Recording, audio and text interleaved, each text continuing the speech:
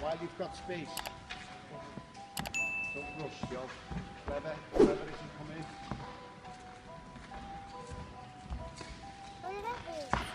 Hands in position, Josh. Ready? Yes. Yeah. And he said that he was going to sleep, like thinking about his opponent. Then it's like, nah, Moses Itauma's in tomorrow. Wow. So then from there, like, and I do appreciate Lawrence. He's been very vocal of my talent, and he kind of spreaded my word out to like AJ and like Joyce, whatever. And then now I've been called in to spar AJ. Boxing fans couldn't believe it. Moses Itauma stepping in with Anthony Joshua for sparring has shaken the whole scene. At just 19 years old, he's already testing himself against Britain's biggest name, showing fearlessness and ambition beyond his years. Meanwhile, Daniel Dubois is still battling to prove himself, stuck in the shadows of inconsistency.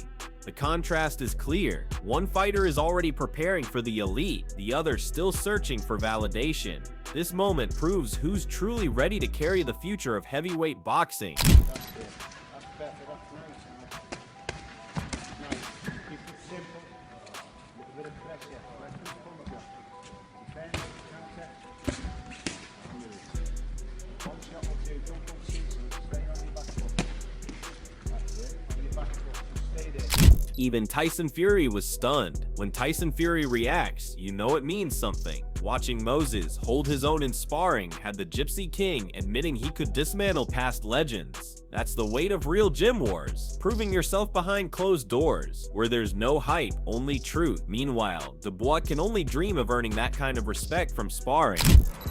I keep getting asked about young Moses Itauma fighting Alexander Usyk and fighting other big names.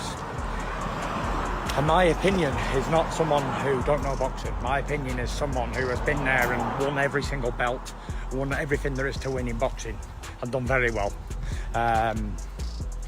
Boxing is a young man's game. Like I told Vladimir Klitschko when he was 37, boxing's a young man's game and he waits for nobody.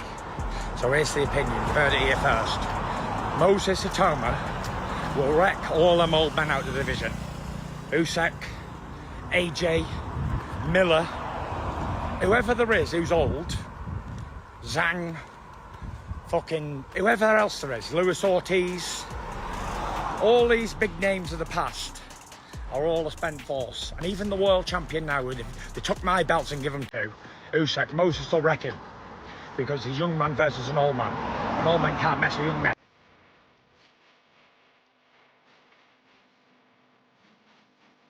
And Moses himself explained just how much confidence those sessions gave him. Sparring Joshua pushed him to new levels, and now he believes he can take on anyone. That's the value of real tests in the gym. They sharpen a fighter in ways someone like Dubois could never handle. Remember on a Thursday, we done some heavy rounds. My body was in bits. Anyways, got to do it all again on Friday. We had a 2-day little rest, recovery and stuff.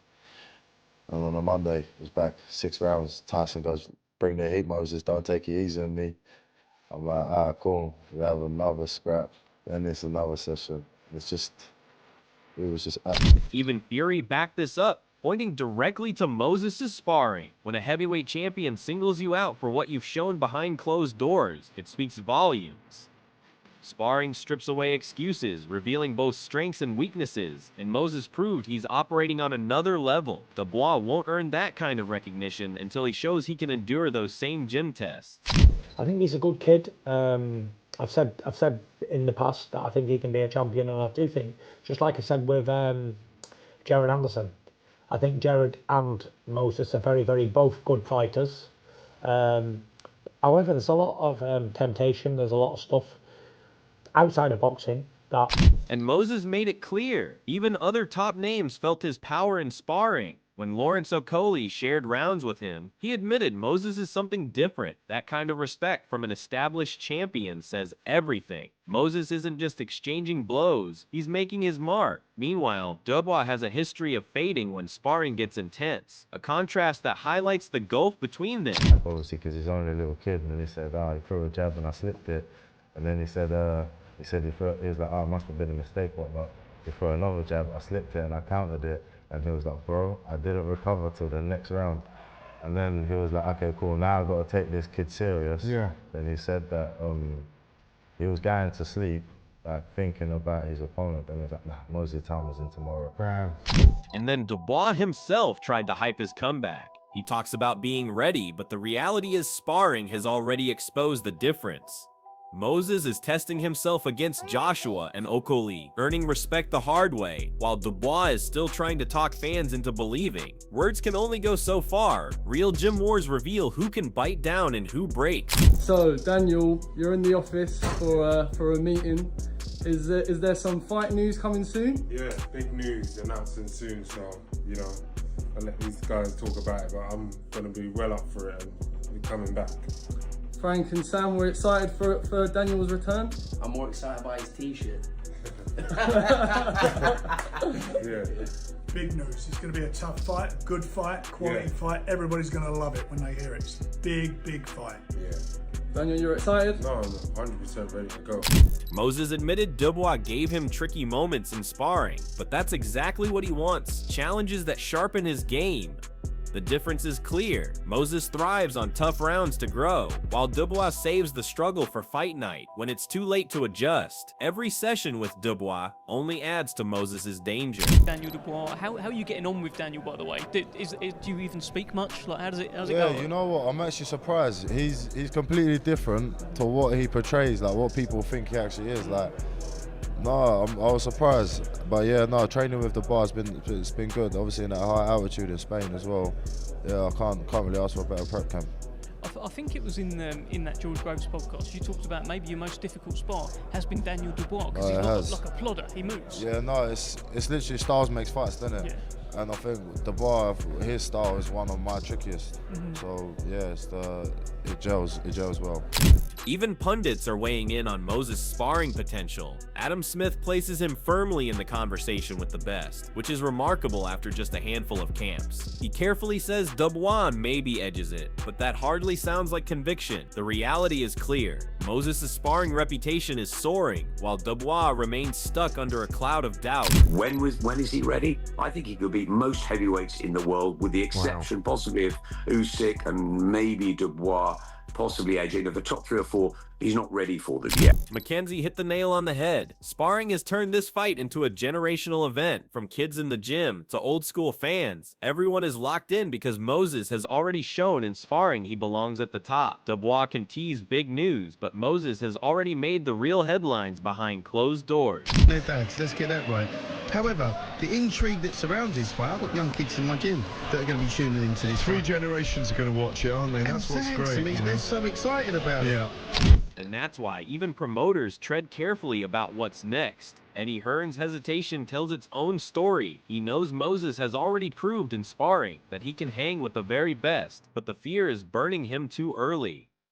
The difference is, Moses isn't like other prospects. He thrives on tough gym wars, pushing for harder rounds, not softer ones. That's why Frank Warren sees him differently, a 20-year-old heavyweight who sharpens himself against Joshua, who embraces sparring with Dubois. Meanwhile, Dubois has been carefully matched and shielded, and whenever the heat has risen in sparring or in big fights, cracks have shown. Hearn may doubt taking that risk now, but the truth is, Moses has already passed his biggest tests behind closed doors. Daniel Usyk. Or he might knock him out, I don't know, but personally, at 20, you got to get it right. And Frank, like I said, Frank knows what he's doing. And I think I'd be very surprised if they took that kind of test. Tony Bello summed it up. Size means nothing when your sparring pedigree already proves you belong. Usyk toppled giants with skill and will, and Moses is walking the same road, sharpening himself in hard gym wars with Joshua Dubois and others. Critics point to his age, but the way he handles those rounds shows maturity far beyond 19. Dubois had the frame and the punch, but when the test came, he folded because he never built that foundation through tough sparring. Bello calling Moses the future isn't hype, it's confirmation of what insiders see daily. Sparring doesn't lie, and Moses has already shown the grit, hunger, and adaptability that separate prospects from champions. But the only thing that I'm worried about with Moses is the size. But ultimately, as we've seen now, size becomes irrelevant because look what Alexander Usyk's done. This guy's gone out and beaten everyone, including me. He's exceptional. So I don't think Moses is going to be as technically as good as Alexander Usyk, but he's the next in line. I think he's the future of the heavyweight division. I think he's an outstanding talent.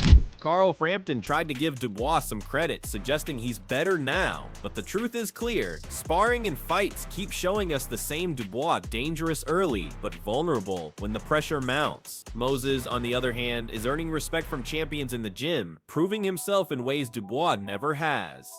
Even Frampton admits he's backed against Dubois before, which says everything about lingering doubts. A fighter who constantly has to prove he's improved is one who never fully convinces. Moses doesn't need defending. His sparring with Joshua and Dubois has already shown he's the real deal, ready for the spotlight. Dubois is certainly a much more dangerous fighter than he was, so he does have a chance to win the fight, but in saying that, I've backed against Usyk a couple of times, and specifically the Fury. When Roy Jones Jr. compares you to a young Mike Tyson, the whole boxing world takes notice. The power of that statement isn't just in the style, it's in the proof Moses Itauma is showing behind closed doors. Sparring Joshua, testing himself against Dubois, trading shots with names like Dillian White, Moses has displayed that same Tyson-like ferocity, explosive attacks, relentless pressure, and the ability to overwhelm bigger men with sheer aggression. That's exactly how Tyson built his legend, and Moses is already walking that path. The difference is clear. Dubois has never inspired this kind of talk, always needing careful management, while Moses is being unleashed and thriving. Roy's words aren't empty hype, they're recognition of potential, and aura earned the hard way, in real gym wars where nothing is fake. I like Moses a lot. Moses reminds me of a young Mike Tyson, and what I say that is in the fact that, or in the state that, if you put a guy in front of him that he can hit, he gonna get him out of there. And Dillian White was a guy that he could hit, he got him out of there. So that's the same thing Mike did on his way up. I like that coming from Moses because it gets us excited because we might have another guy that can be almost what Mike Tyson was. That's a beautiful thought right there. He may get better, he may not get there, we don't know. But the fact that we see the potential is exciting.